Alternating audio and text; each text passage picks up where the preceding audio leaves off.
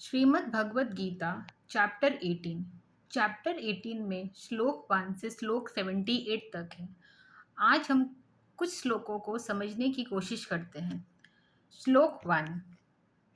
यहाँ अर्जुन भगवान श्री कृष्ण से जिज्ञासु भाव से संन्यास और त्याग के बीच अंतर को जानना चाहते हैं। स्पष्ट रूप से इसके रहस्य को अलग अलग करके बतलाने के लिए प्रार्थना कर रहे हैं। श्लोक 2।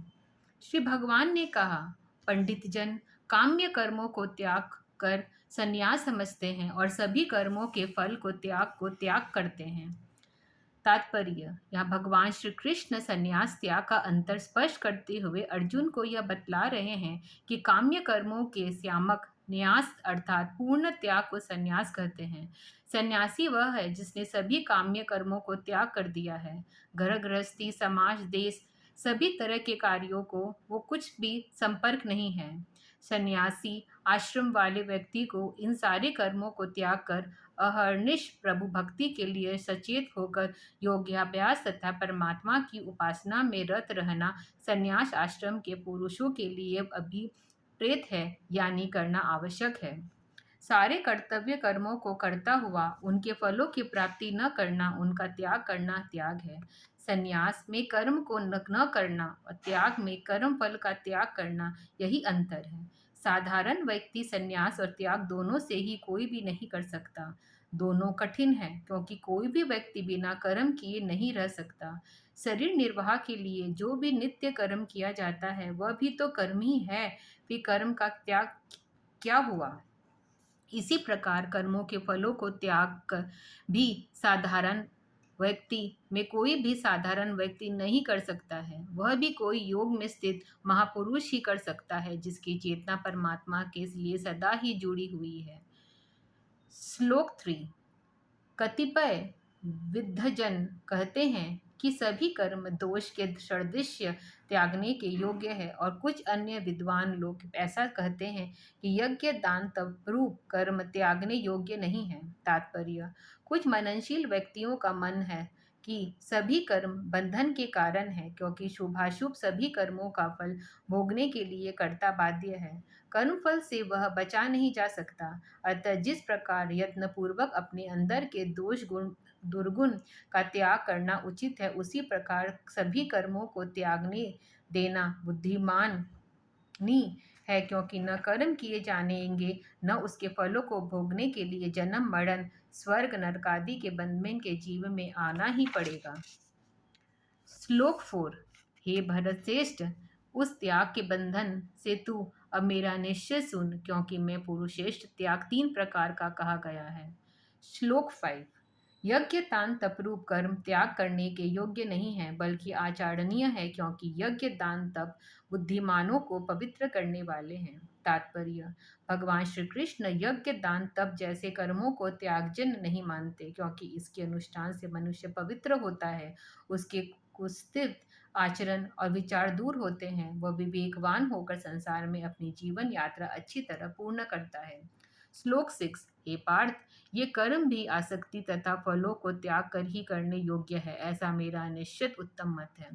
तात्पर्य, यह भगवान श्री कृष्ण बतला रहे हैं कि यज्ञ, दान तथा तप को अनासक्त होकर फलाशा त्याग पूर्वक करना उचित है। यद्यपि ये शुभ कर्म है, तथापि इसके फलों का उपभोग करने के लिए कर्ता को बंधन में होना पड़ता है। अशुभ कर्म के फल को दुष्प्राप्ति रूप लोहे की जंजीर के दृश्य माना जाए तो शुभ कर्म को फल को सुखोपभोग रूपी सोने की जंजीर कहा जाएगा। अतः दोनों बंधन ही है। श्लोक 7। और सुनिश्चित कर्म का त्याग उचित नहीं है, अज्ञानवश उसका त्याग करना तामस है। तात्पर्य, जो कर्म जीवन के अवांगीण विकास के लिए आवश्यक और सुनिश्चित है, उनका त्याग कदापि वांछनीय नहीं है। यदि ऐसे कर्म का त्याग अज्ञानवश हो कोई करे तो उसका यह त्याग तामस ही कहा जाएगा, क्योंकि ऐसे व्यक्ति का जीवन सुविकसित न हो सकेगा। वह व्यक्ति कर्मों का त्याग कर मिथ्या अभिमान के आकर अपने ही संसारी प्रमाणित करना चाहेगा। यह उसकी तामसिक प्रवृत्ति का परिचायक होगा। श्लोक 8। जो व्यक्ति कर्म को दुख रूप जानकर शारीरिक कष्ट के भय से त्याग दे, तो वह राजस त्याग करके त्याग के फल को प्राप्त नहीं करता। तात्पर्य: कर्म करने में जो कठिनाई होती है और उसके लिए जो शारीरिक परिश्रम और कष्ट करना पड़ता है, उसके स्मरण मात्र के भयभीत होकर जो कर्म का त्याग करता है, वह राजस त्याग कहलाता है। ऐसा त्याग करने वाला त्याग का फल जो योग के स्थित होकर कर्म करने वाले को मिलता है, नहीं प्राप्त करता। ऐसे कर्म के त्याग करने वाले त्यागी को न तो सांसारिक सुख ही मिल पाता है और न अंतर करण की शुद्धि और शांति ही मिलती है। अतः ऐसा त्याग निग्ध है। श्लोक 9। हे अर्जुन, जो नियत कर्म करने योग्य है, उन कर्मों के फल और आसक्ति को त्याग कर किए जाता है, वह त्याग सात्विक माना जाता है। तात्पर्य: विवेक द्वारा एवं शास्त्राज्ञ ज्ञा से निश्चित करके कि अमुक कर्म करने योग्य है, उसे कर्म को आसक्ति तथा फल की कामना का त्याग कर किया जाता है, वह सात्विक त्याग है। यहाँ ध्यान देने योग्य बात यह है कि कर्म का ही त्याग न करके उसे करने के संग एवं फल प्राप्ति की कामना का भी त्याग करके उसे करना वांछनीय है। ऐसा त्याग योगयुक्ति द्वारा ही संभव है। इसे विवेकी साधन समझ सकेंगे, अन्य साधारण व्यक्ति नहीं। श्लोक 10। जो व्यक्ति किसी कल्याणकारी कर्म से द्वेष नहीं करता और न कल्याणकारी कर्म को अनुसक्त होता है, वह सत्वगुण संपन्न पुरुष बुद्धिमान और संयम रहित त्यागी है।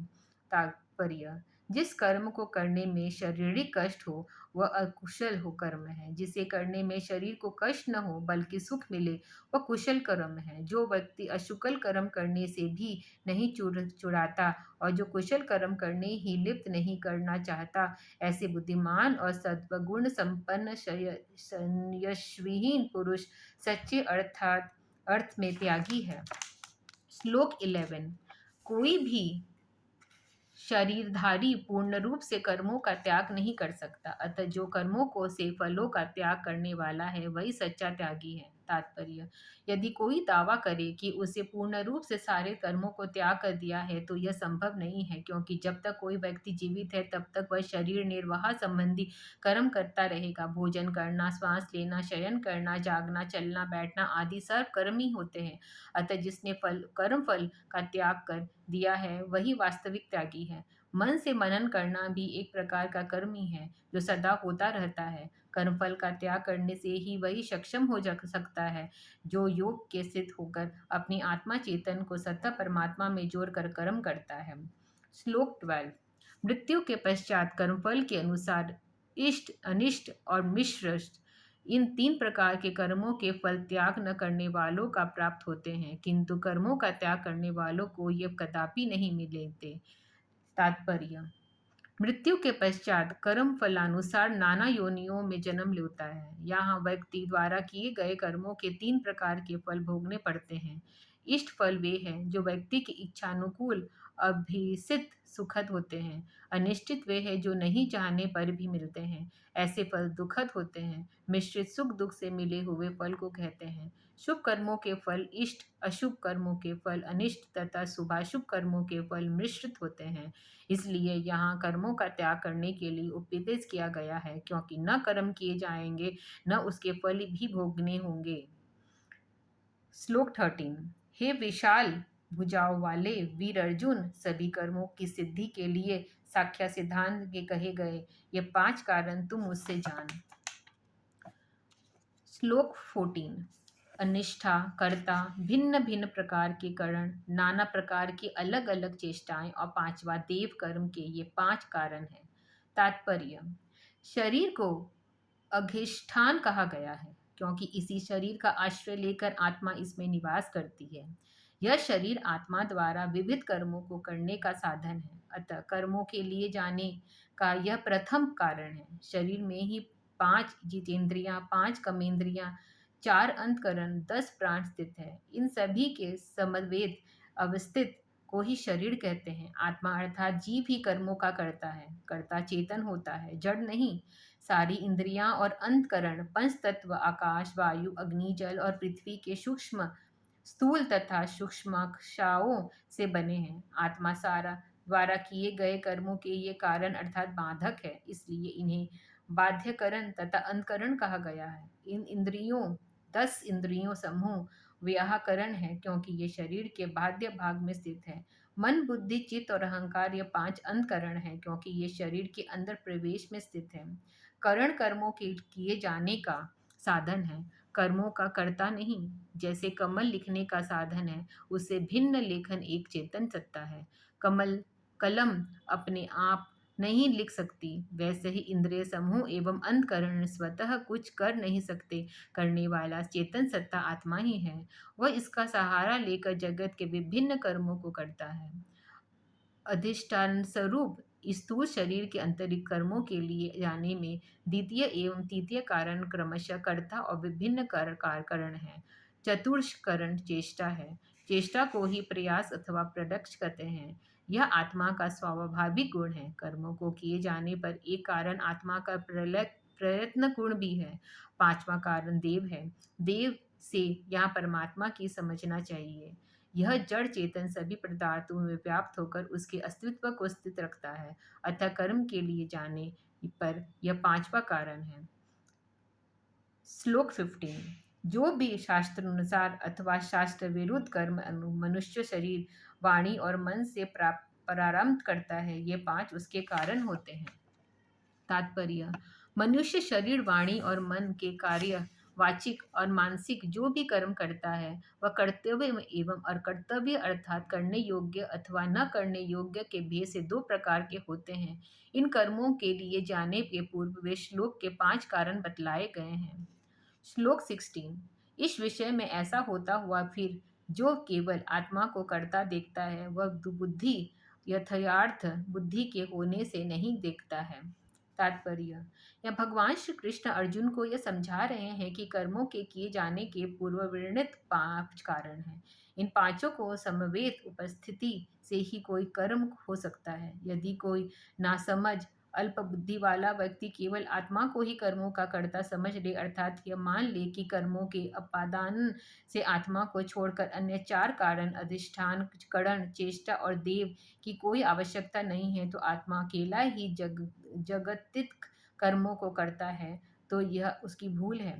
आत्मा एक चेतन सत्ता है। जगत के स्थूल पदार्थों के ज्ञान के लिए और जगत के कर्मों को करने के लिए इसमें 5 भौतिक इंद्रिय समूह और चतुष्ट अंतकरण की आवश्यकता होती है, क्योंकि यह जगत पंचभौतिक है।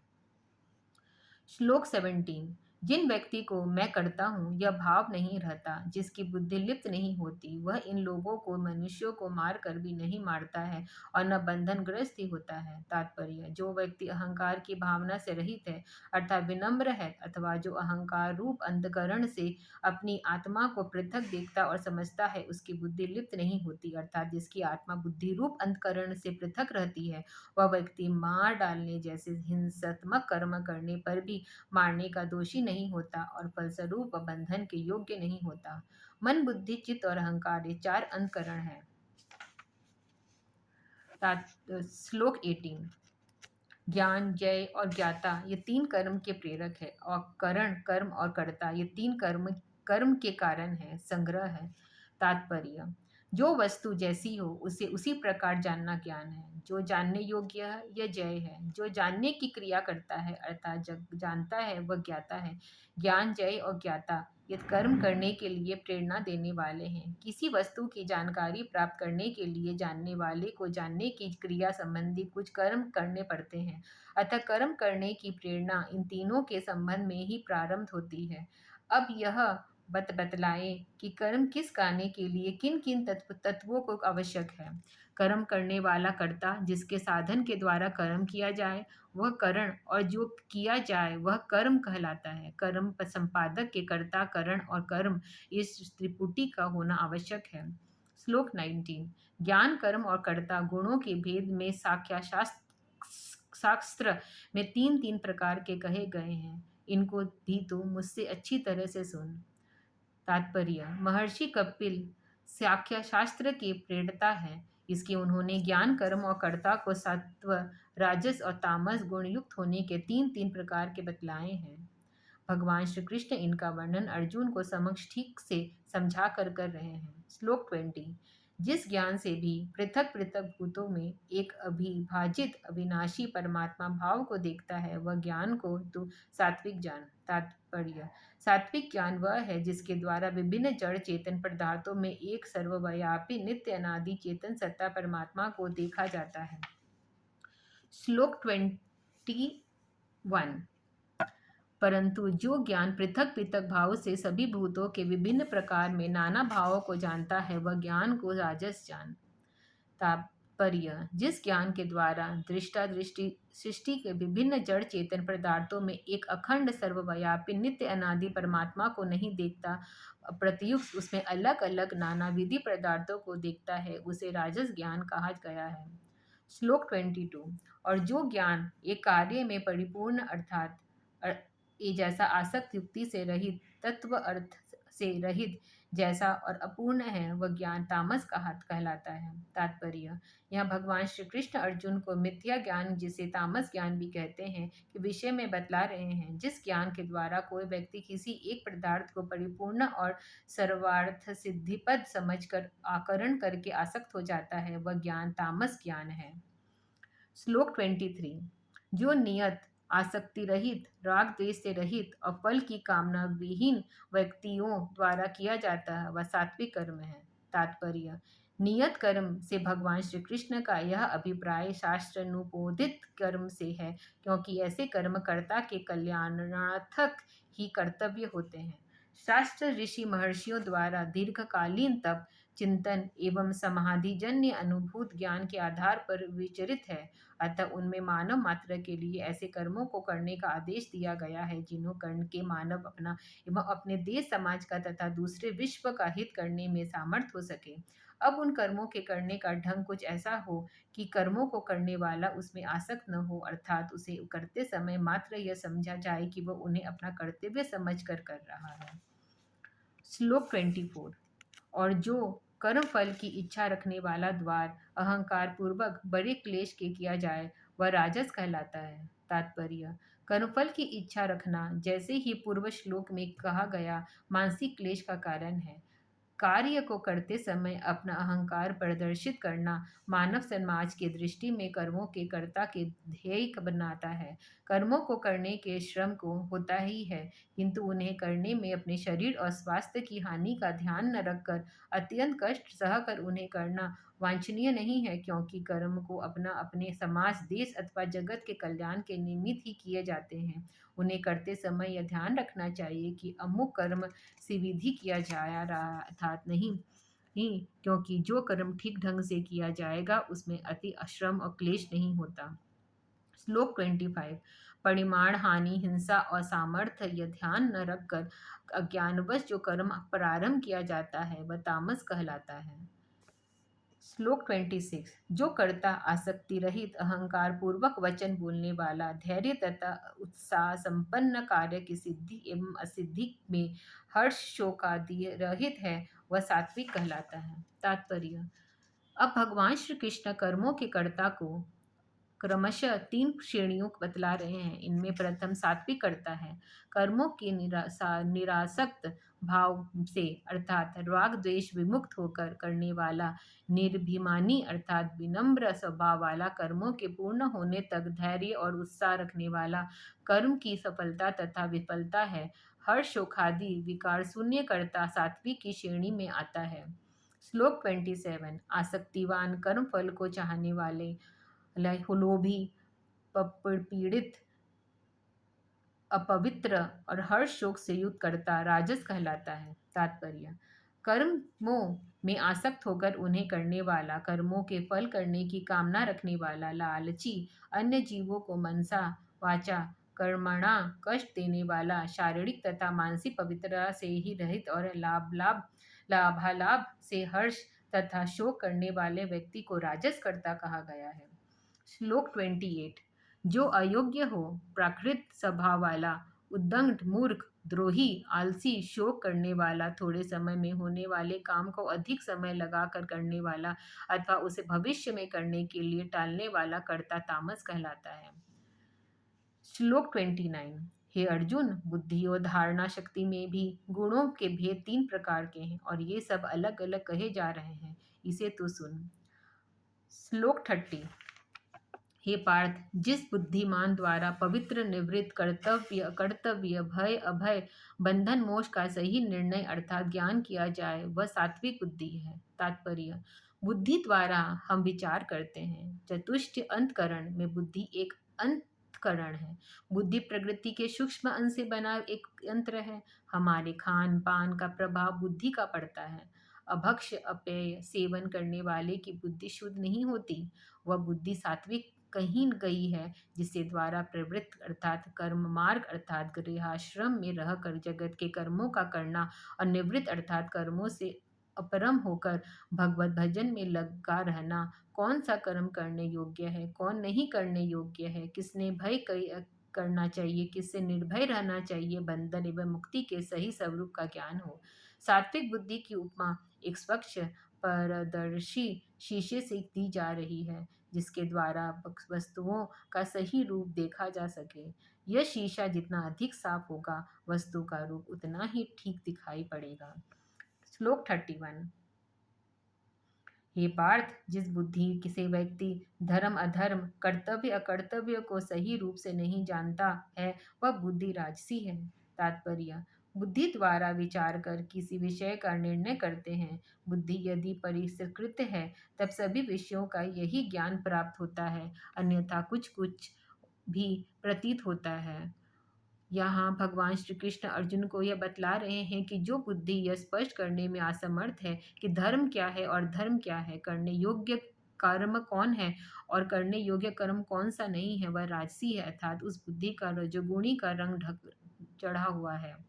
श्लोक 32। हे अर्जुन, तमोगुण से ढकी होने के कारण जो बुद्धि अधर्म को धर्म और सभी बातों को उल्टा मानती है, वह बुद्धि तामसी है। तात्पर्य: जिस बुद्धि पर अज्ञान रूपी अंधकार का पर्दा पड़ा हुआ है, उस बुद्धि के द्वारा किसी वस्तु का ठीक रूप नहीं दिखलाई पड़ता। ऐसी बुद्धि अधर्म को धर्म समझकर अनुचित निर्णय देकर व्यक्ति को न करने योग्य कर्म में प्रवृत्त कर डालती है।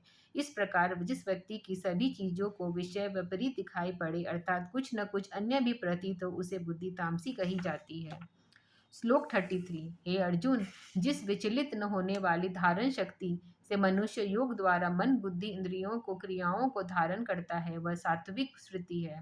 तात्पर्य: योग के अभ्यास में शरीर अथवा ब्रह्मांड के अंदर अथवा बाहर भूमि विशेष पर जो मन को स्थित किया जाता है, वह धारणा है। यदि यह अभ्यास में मन प्राण इंद्रियों की क्रिया शांत रहे, तो वह धारणा सात्विक कहलाती है।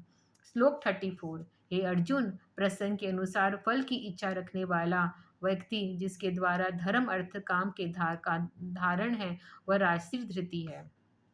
श्लोक 35।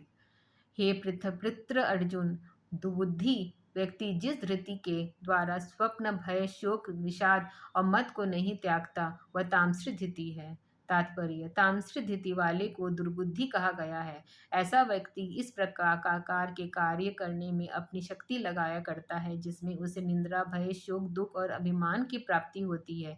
ऐसी व्यक्ति की धारणा को तामसी कहा गया है। श्लोक 36। हे भरतश्रेष्ठ अर्जुन, अब 3 प्रकार के सुख सुन, जिससे अभ्यास द्वारा रमण कर पुरुष दुख के अंत को प्राप्त होता है। तात्पर्य: भगवान श्री कृष्ण अर्जुन को 3 प्रकार के सुखों को यह बतला रहे हैं। हम इन सुखों को कल समझने की कोशिश करेंगे। राधे राधे।